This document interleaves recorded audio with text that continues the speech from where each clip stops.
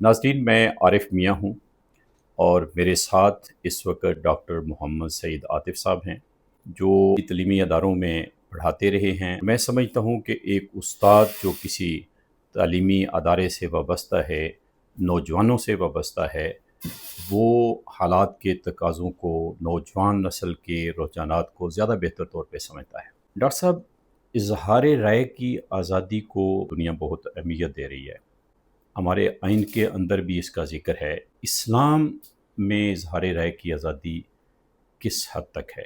بسم اللہ الرحمن الرحیم۔ شکریہ جناب محترم عارف میاں صاحب، آپ تشریف لائے۔ بلا شبہ مجھے یہ اعزاز، یہ تجربہ حاصل ہے کہ نوجوان نسل کو سمجھنے سمجھانے میں چوتھائی صدی مختلف لاہور کے پنجاب کے کالجز میں پڑھتے پڑھاتے گزر گئی، تو ان کو ذرا سمجھنا قدر آسان ہے۔ جی تو جو آپ نے سوال فرمایا کہ آئین میں بھی ہمارے ہے، پوری دنیا کا رواج بھی ہے، اسلام میں اس کا کیا تصور ہے؟ پہلے تو اسلام کے متعلق یہ سمجھ لیجئے کہ یہ ایک آفاقی دین ہے، محمد رسول اللہ اس کے آخری نبی ہیں، ان کی شریعت ہے۔ بقیہ اسلام حضرت آدم سے لے کر تمام چیزوں کو، تمام پیغمبروں کو، ان کی تعلیمات کو لے کر چلتا ہے۔ چنانچہ اللہ کے نبی کا بھی جب تعارف کروایا کتاب اللہ کا، تو فرمایا مصدقا لما بین یدیہ، ان آفاقی اور پیغمبرانہ سچائیوں کو یہ ساتھ لے کر چلنے والی جو آپ لے کر آئے ہیں۔ اس لیے یہ پوری انسانیت کا، دین کا مشترک معاملہ ہے، اور قرآن ایسی چیز ہے جو وحدت بنی آدم کی بات کرتا ہے۔ اس لیے انسان کی آزادی رائے اصل میں اس کے اشرف المخلوقات ہونے کا تقاضا ہے، اور اللہ نے یہی فرمایا وَلَقَدْ كَرَّمْنَا بَنِي آدم، ہم نے انسان بلکہ آدم کو بحیثیت آدم انسان عزت والا بنایا، ان کی اولاد کو عزت والا بنایا۔ اس کے مذہب سے بھی غرض ہی نہیں ہے، یہ اشرف المخلوقات ہونے کا تقاضا ہے۔ ایک تو اسلام کے جو تصور انسانیت ہے، یہ آج کی تحریکوں سے، چیزوں سے بہت بلند برتر اعلیٰ نصب العین رکھنے والا ہے۔ دوسرا، اسلام کا جو مزاج ہے ان سچائیوں کے ساتھ ساتھ، وہ یہ ہے کہ ہر کام کے اندر حقائق کی جستجو کی جائے۔ ہمارے ہاں ایک نیشنلزم کا جذبہ ہوتا ہے کہ میری قوم، میرا علاقہ، میرا وطن، جو اس کے حق میں سچ ہوگا وہ سچ ہوگا، جو اس کے حق میں سچ نہیں ہے تو یہ ادھورا سچ، یہ مفاد پرستانہ سچ ہوتا ہے۔ اسلام اس طرح کی کسی تحدید کا قائل نہیں ہے، وہ سچ کو سچ سمجھتا ہے، حق کو حق سمجھتا ہے۔ اس لیے کہتا ہے کہ سچائی کی تلاش کرو، لیکن اس کے لیے تحقیق کرو۔ صرف منہ سے لفظ نکلے، اگلے، کسی کی عزت چلی گئی، بعد میں پتہ چلا ہو یہ اسلام کا بالکل اس کی حوصلہ شکنی کرتا ہے، بلکہ یہ اجازت دیتا ہے کہ اسلامی حکومت ہو تو اس پر تعزیری سزا نافذ کر سکتی ہے۔ مشہور آیت ہے سورہ حجرات کی کہ یا ایھا الذین آمنوا ان جاءکم فاسق بنبأ، اے لوگوں جو ایمان لائے ہو، اگر تمہارے پاس کوئی غیر ذمہ دار آدمی آ جائے تو فتبینوا، کوئی خبر لے کر آ جائے، کوئی نیوز لے کر آ جائے، تو اس کو بریکنگ نیوز بنانے سے پہلے فتبینوا، اس کی اچھی طرح تحقیق کرو، سوچو۔ کبھی وہ تحقیق گواہوں کے ساتھ ہوتی ہے، کبھی سوشل میڈیا سے ہوتی ہے، کبھی اہل علم سے ہوتی ہے، کبھی قرائن اور عقلی اندازوں سے ہوتی ہے۔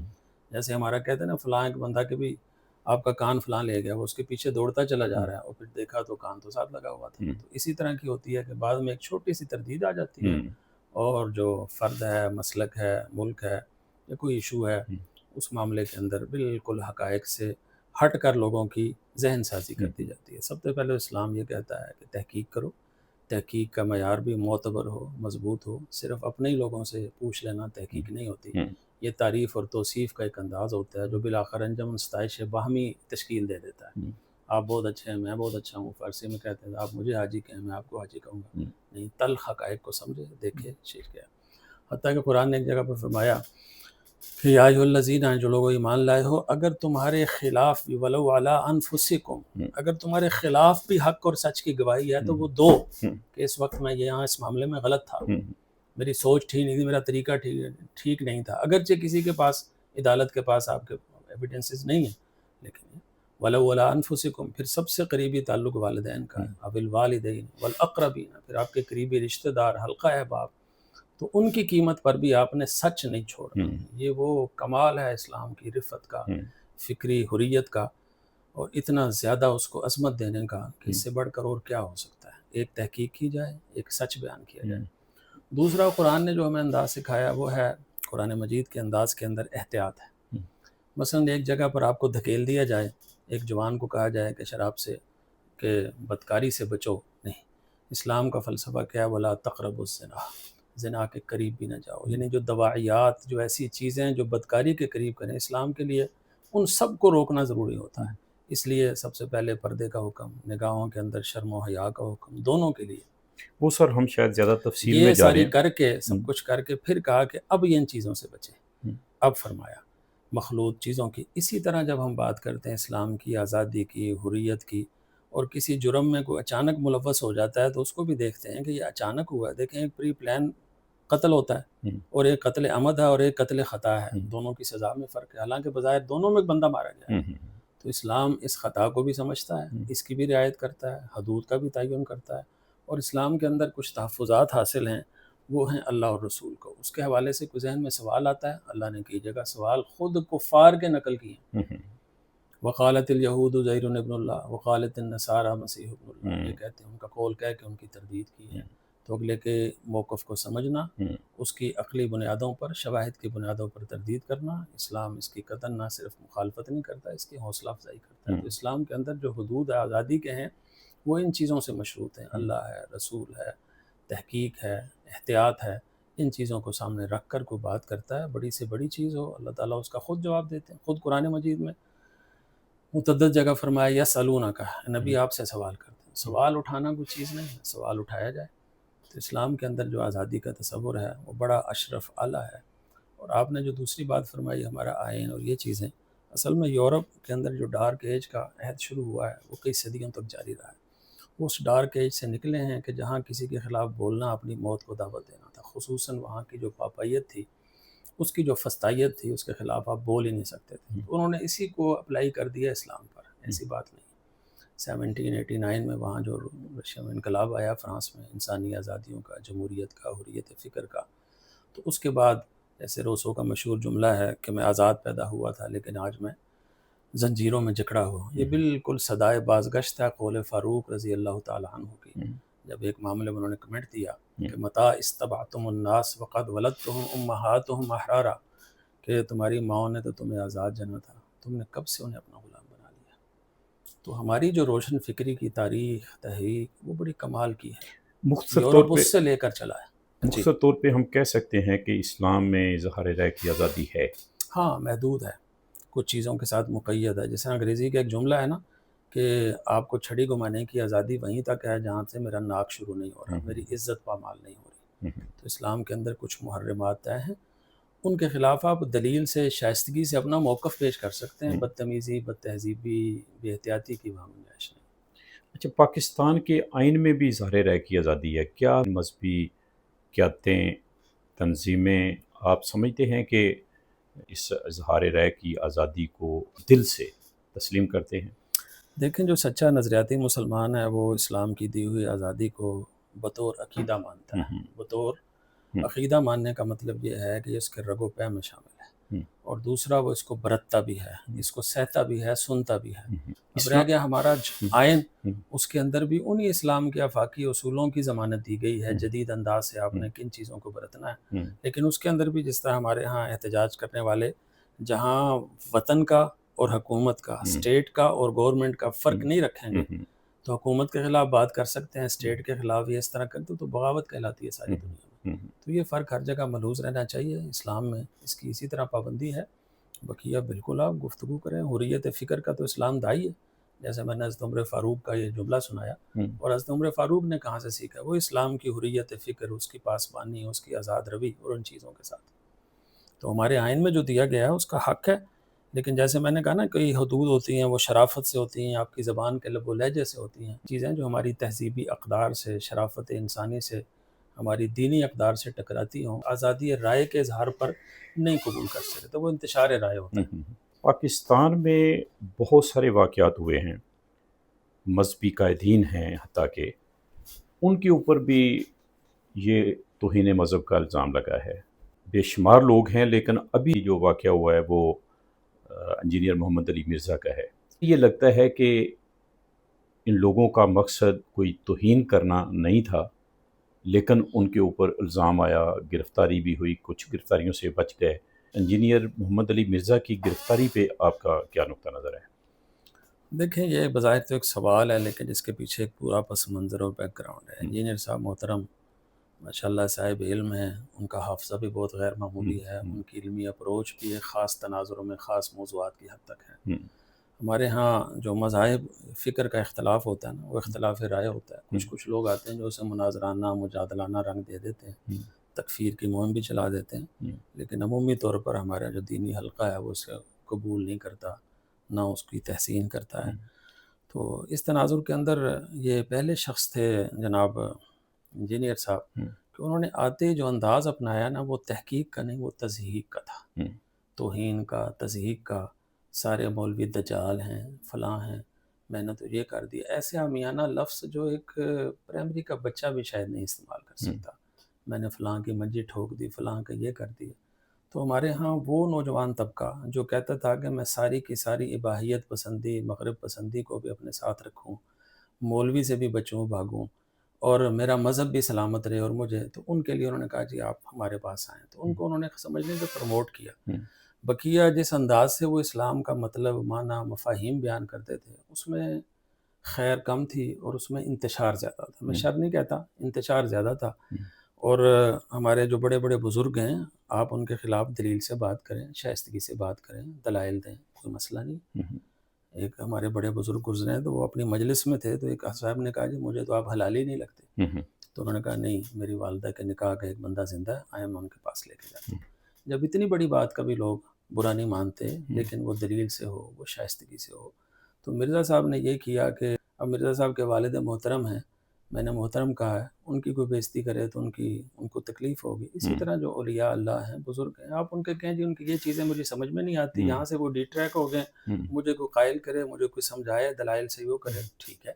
آپ ان پر الزام لگائیں کہ جی فلاں اشرف علی رسول اللہ ہے اور فلاں ہے، تو بڑی سطحی باتیں، بڑی چھوٹی باتیں، یہ کھلونے ہیں، پنجابی میں چھنکنا جیسے کہتے ہیں نا، لوگوں کو دیں اور بجائیں اور مذہب کے خلاف بات کریں۔ تو اس طرح کے رویوں کا نتیجہ بالآخر نکلنا تھا۔ پھر ان کی ایک اور غلط فہمی یہ ہے کہ وہ اپنے کمرے میں بیٹھ کر اس پوری دنیا کو چیلنج کرتے ہیں، اور فکری حوالے سے سوائے باتوں کے چند تقاریر کے ان کا کوئی کام نہیں ہے۔ ایک ہوتا ہے نا، چلیں کسی سے پڑھے نہیں، اللہ نے انہیں خدا داد ذہانت دی، تجزیہ دیا، لیکن کوئی تجزیہ ہوتا ہے تو الزامی اور یک طرفہ ہوتا ہے۔ یہ نہ کرتے، وہ علماء کے ساتھ آئیں، بیٹھیں، آپ بات کریں، آپ کی کچھ بات مانی جائے، کچھ یہ مانی جائے۔ تو جو انہوں نے مزاج اور ماحول بنایا تھا نا، اس کا نتیجہ یہ نکلنا تھا جو ان کی گرفتاری پر منتج ہوا۔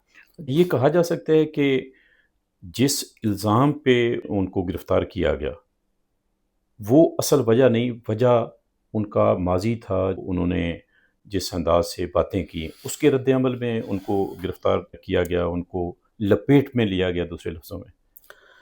نہیں دیکھیں، انہوں نے تو کسی کو چھوڑا نہیں جس کو انہوں نے اپنی لپیٹ میں نہ لیا ہو، ٹھیک ہے۔ کسی کو چیلنج دیا، کوئی ان کے گھر پر پہنچا ہے تو پھر انہوں نے اس سے بات کرنے گوارا نہیں کی، تو انہوں نے کسی ایسی ہستی کو نہیں چھوڑا جس کے اوپر بازاری جملے فکرے نہ اچھالے ہوں۔ یہ ہمیں افسوس ہوتا ہے کہ علمی رویوں میں ایسا نہیں ہوتا۔ ایون غیر مسلم بھی بات کرتا ہے تو ایک دوسرے کے محترمات کا، تقدسات کا لحاظ رکھتا ہے، تو انہوں نے یہ کیا۔ لیکن اس کے باوجود ہم انہیں کہیں کہ وہ کوئی توہین رسالت کے براہ راست مرتکب ہوئے ہیں، یا اس طرح کی چیز ہے، تو یہ میرے خلاف حقیقت ہے۔ ابھی جو انہوں نے لفظ استعمال کیے وہ انہوں نے بطور حقائق استعمال کیے، یعنی اس طرح وہ کہہ سکتے ہیں، اگرچہ اس کا انداز درست نہیں تھا، ٹھیک ہے، لیکن ایک بندہ باشرہ ہے، اس کی شکل ہے، وہ اہل بیت سے محبت کا اظہار کرتا ہے اور ہے، تو ان ساری چیزوں کے تناظر میں دیکھیں تو ان کی اور باتوں میں بے احتیاطی اور توہین کا عنصر پایا جاتا ہے، لیکن نبی صلی اللہ علیہ وسلم کی براہ راست اسے گستاخی کہہ دینا تو میرے خیال میں اس چیز کو ثابت کرنا مشکل ہو جاتا ہے۔ اسلامی نظریاتی کونسل نے ان کی گرفتاری کی نہ صرف تائید کی ہے بلکہ ان کے لیے سزا طلب کی ہے، تو اسلامی نظریاتی کونسل کی اس رائے پہ آپ کا کیا کہنا ہے؟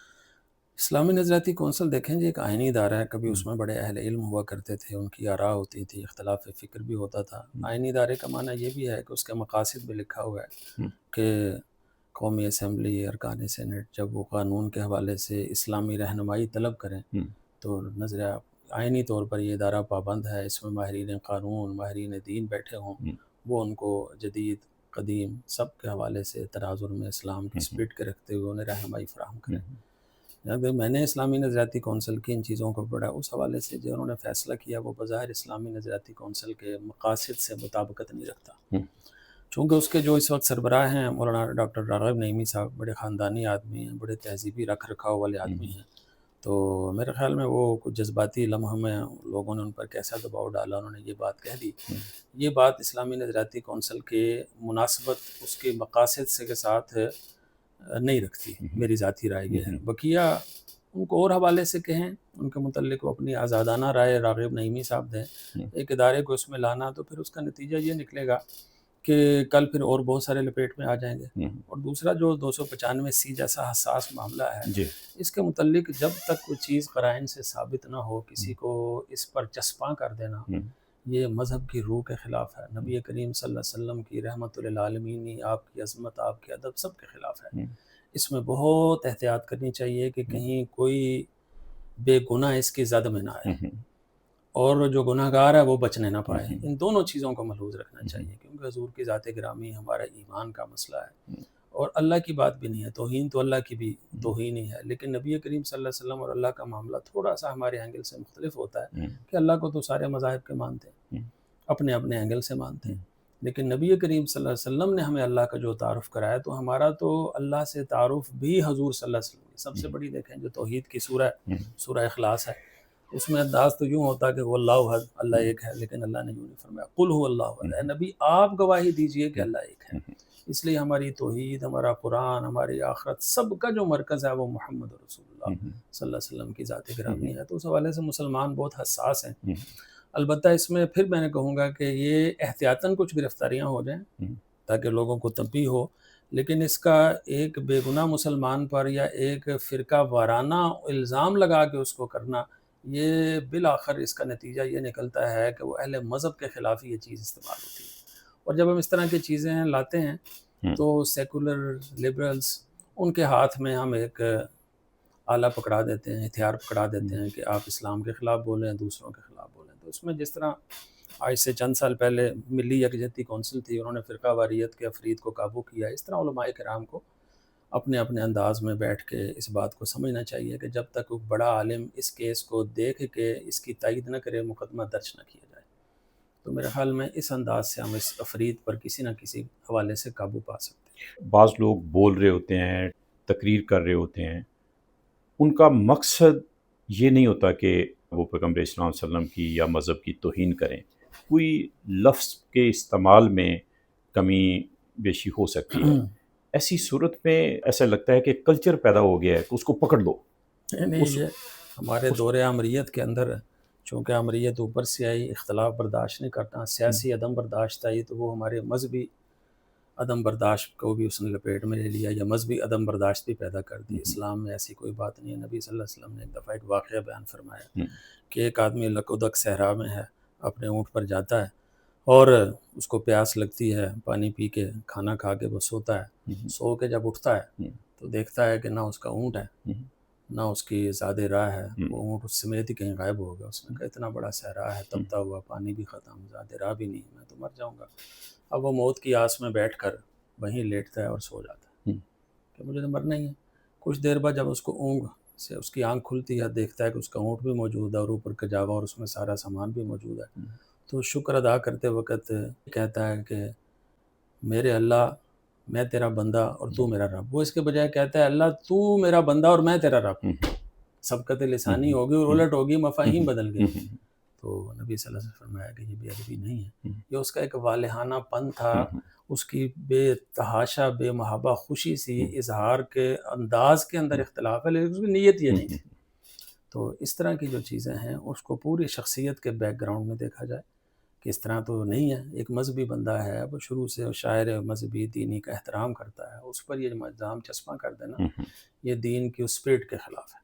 ضمناً میں عرض کروں گا کہ اصل میں ویسٹ نے یہ تحریک چلائی، پہلے یہ تھی استشراق کی حد تک، پھر اس کو سوشل میڈیا کے دور میں عامیانہ انداز سے این جی اوز کی آڑ میں متعارف کروایا گیا تاکہ آپ یہ پتھر پھینک کے دیکھیں کن کے اندر کتنی اہمیت ہے، کتنی چیزیں ہیں۔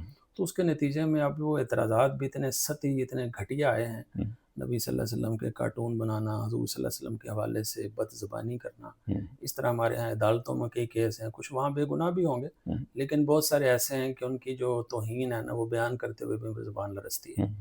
تو ایک طرف تو سبقت لسانی یا اس طرح کی کوئی بے احتیاطی ہو جائے یا اس کو مارجن دینا چاہیے، ساتھ تنبیہ بھی ہو، اور دوسرے جو اس طرح کے بے لگام لوگ ہیں ان کو تعزیر کے طور پر، تنبیہ کے طور پر اندر رکھنے میں کوئی حرج نہیں ہے، وہ ہر ایک کی ہوتی ہے کہ اصلاح ہو جائے۔ اور ہماری فقہ حنفی جو یہاں کا سب سے بڑے مکتب فکر نے اپنائی ہوئی ہے، اس میں تو کوئی اس طرح کا واقعہ پیش آ جائے، مثلا سبقت لسانی کیا کسی سے ہو گئی ہے، تو اس کو وقت دیا جائے گا کہ بھی آپ اپنے اعتراضات پیش کریں، علماء اس کا جواب دیں گے 3 دن تک۔ اس کو سمجھ آ گئی ٹھیک ہے، اگر سمجھ نہیں آتی پھر اس پر سزا کا نفاذ ہوگا، پھر پتہ چلے گا کہ یہ بندہ سبقت لسانی کا مسئلہ نہیں ہے، اس کا پری پلان تھا، یہ سمجھنا ہی نہیں چاہتا۔ تو اسلام فی الفور کے پکڑو اور مار دو اور ہجوم کی عدالت اس کی بالکل نفی ہی نہیں کرتا، مذمت کرتا ہے۔ ڈاکٹر صاحب یہ کیوں اس طرح سے مذہبی لوگوں کے اندر، عام لوگوں کے اندر یہ سوچ پیدا ہو گئی ہے کہ خدا نخواستہ پیغمبر اسلام صلی اللہ علیہ وسلم کی کوئی توہین کر سکتا ہے جبکہ وہ رحمۃ اللہ عالمین ہیں؟ یہ سوچ، یہ رویہ، یہ حد تک کلچر، یہ کیسے پیدا ہو گیا ہے؟ اس کی کون ذمہ اس دار ہے؟ کی کئی وجوہات ہیں، اس کے پیچھے ہماری سیاسی فوجی آمریت بھی ہے کہ آمر وقت کے خلاف آپ نے نہیں بولنا۔ اچھا، اس کے اندر ہمارے وہ فرقہ پرست لوگ بھی ہیں جو داد کے طالب ہوتے ہیں، اور جو کوئی نرالی، انوکھی، منفرد بات کہتے ہیں، ہم اس کے پیچھے ڈونگرے داد کے تحقیق کے برسارے ہوتے ہیں۔ اور دوسرا ہمارے ہاں مذہبی طبقے کے ایک حصے میں یہ بھی المیہ ہے کہ انہوں نے اپنے فالور کو نعرے دیے ہیں، اس کے پیچھے شعور نہیں دیا، اس کے پیچھے علم دیا۔ نتیجہ یہ ہے، یعنی آج کے دور کا میں کہوں کہ ایک علمی بحران یا ایک سانحہ یہ ہے کہ جو ایک عالم یا مذہبی پیشوا ہے وہ اپنے فالور کا فالور بن گیا، یعنی اگر اپنے فالور کو صحیح بات کہتا ہے تو ان کی جذباتیت کو اس سطح تک پہنچا دیا گیا ہے کہ وہ اسے ختم کر دیں۔ یہ المیہ ہے۔ اس کے پیچھے ہماری، جیسے میں نے کہا نا، سستی شہرت بھی آ گئی، اس کے پیچھے ہماری فوجی سیاسی آمریت بھی آ گئی، اور ایسے علماء کے نام نہاد شکلوں والے لوگوں کو پروموٹ کرنا جو جذباتی باتیں کہیں، جو دلائل کے بغیر باتیں کہیں، جو ذرا سی بے ادبی کو کفر تک پہنچا دیں، ایک دوسرے کے مکاتب فکر کو جینے کا حق نہ دیں۔ تو یہ، اور دوسری بات اسی ضمن میں عرض کر دوں کہ ہمارے کچھ جو بڑے علماء تھے انہوں نے جو ایک دوسرے کی تکفیر کا فتویٰ دیا ہے، تو جب کسی نے رجوع کر لیا ہے کہ جی اس کا مطلب یہ نہیں تھا، یہ تھا، تو انہوں نے اپنے فتووں سے بھی رجوع کر لیا۔ تو یہ ایک احتیاط بھی رہی ہے۔ تو ہمارے ہاں آج کل اس احتیاط کا عنصر بھی نہ ہونے کے برابر رہ گیا۔ اب اس کا حل کیا ہے؟ اس کا حل یہ ہے کہ اللہ کی کتاب سے براہ راست تعلق قائم کیا جائے، جو باشعور اہل علم علماء ہیں، ان دانشور ہیں، ان سے تعلق قائم کیا جائے، قرآن مجید نے جو آزادی کی حدود بیان کی ہیں اس کو سمجھا جائے، اور فکر اور شعور کی بنیاد پر بات کی جائے۔ مثلا نبی صلی اللہ علیہ وسلم نے جب دعوت دی تو قرآن کہتا ہے کہ دیکھو علی بصیرۃ انا ومن اتبعنی، کہ یہ جو بات ہے نا، یہ بصیرت کی بنیاد پر کہہ رہا ہوں، دلائل کی بنیاد پر کہہ رہا ہوں، 2 4 ان تقوموا للہ مثنی و فرادا ثم تتفکروا، تم 2 بندے بیٹھو، 4 بیٹھو، غور کرو کہ اس بات میں ہے کہ نہیں، تجزیہ کرو، انالیسس کرو، پھر دین کو قبول کرو۔ تو دین تو اپنی ایک مستقل عقلی بنیاد رکھتا ہے، ایک پوری انٹلیکچل سوچ رکھتا ہے، حتیٰ کہ نبی صلی اللہ علیہ وسلم کی نبوت کے حوالے سے بھی تھا کہ آپ نبی ہیں کہ نہیں، تو اللہ نے ایک روایت کے ساتھ درایت کا معیار پیش کیا، فرمایا نبی آپ ان کو یہ کہہ دیے فقط لبثت فیکم عمرا من قبلی، میں نے آپ کے درمیان 40 سال عمر گزاری ہے، اس حیات گزشتہ میں بتاؤ میری بچپن سے لے کے جوانی تک، اٹھتی جوانی تک، اور اب میں کہولت کی منزلیں طے کر رہا ہوں، بلغ 40 سنہ، کہیں کچھ تم نے اخلاقی کمزوری، کوئی کجی، کوئی ایسے مس بیہیو، کوئی ایسے رویے دیکھے؟ جب نہیں دیکھے اس پر غور کرو، تو اب نہیں ہو سکتے، افلا تعقلون، آخر میں پھر کہا کہ عقل سے تم کام کیوں نہیں؟ اسلام تو بار بار عقل کو نبی صلی اللہ علیہ وسلم کی نبوت اور رسالت کے تسلیم کرنے کے حوالے سے بھی دعوت دیتا ہے، کھڑے ہو، غور و فکر کرو، نتائج تک پہنچو، پیچھے پہنچو۔ تو اب یہ ایسے لوگوں کے سپرد ہو گیا جو لٹھ باز ہیں، جو نعرے باز ہیں، جا ہے کہ یہ گستاخ وہ گستاخ، اب تو وہ سانس لیتے ہوئے بھی ڈر لگتا ہے۔